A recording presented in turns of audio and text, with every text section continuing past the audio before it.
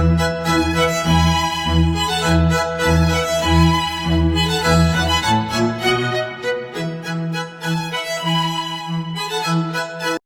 தலைவர் எம்.ஜி.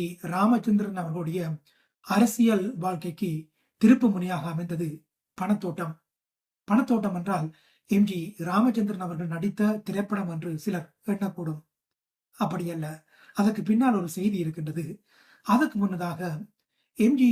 ராமச்சந்திரன் அவர்களுடைய ஆரம்பகால அரசியல் வாழ்வை அல்லது அவர்களுடைய ஆதர்ஷ புருஷராக விளங்கியவரை பார்த்தால் சுபாஷ் சந்திர போஸ் நிற்கின்றார்.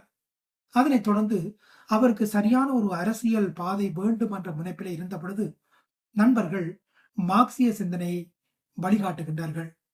அதிலும் அவருக்கு பிடித்தமானதாக இல்லாத ஒரு சூழலிலே பேரறிஞர் அண்ணா அவர்களுடைய பணத்தோட்டம் என்ற நூலை வாசிக்கின்றார். அந்த நூல்தான் அவருடைய அரசியல் வாழ்க்கைக்கு ஒரு திறவுகோலாக அமைந்தது என்று நான் ஏன் பிறந்தேன் என்ற நூலிலே அவர் குறிப்பிடுகின்றார்.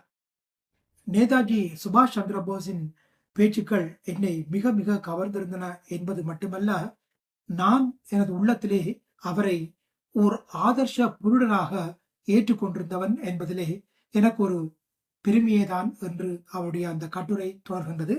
அதன் பின்னர் இப்படி சொல்கின்றார்: சில காலம் நான் எந்த கட்சியிலும் அங்கத்தினனாக இல்லாமல் என் வேலை உண்டு, நான் உண்டு என்று இருந்த போதிலும் புறத்திலே அப்படி இருந்தனோ அல்லாது அகத்திலே ஒரு பெரிய கேள்விக்குறியோடு விடை காண துடித்தேன்.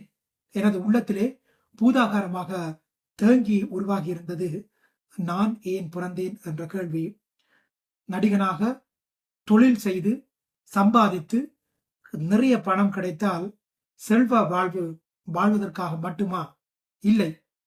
என் இறந்த கால வாழ்க்கையின் அனுபவத்திலிருந்து நான் கொண்டுள்ள சமூகத்தை பற்றிய கருத்தை எனது வாழ்க்கையிடம் பிரதிபலிக்க செய்யவா? இவற்றிலே எதை பின்பற்றுவதாயின் ஒரு தனி மனிதன் எதை சாதித்து விட முடியும்? நான் ஒருவன் முன்னின்று எனது கருத்தை பின்பற்றுபவர்களை உருவாக்கி நான் வழி நடத்தி செல்ல இயலுமா? இப்படியான சூழலிலே அறிஞர் அண்ணாவின் பணத்தோட்டம் என்ற நூல் எம்ஜிஆருக்கு கிடைக்கின்றது.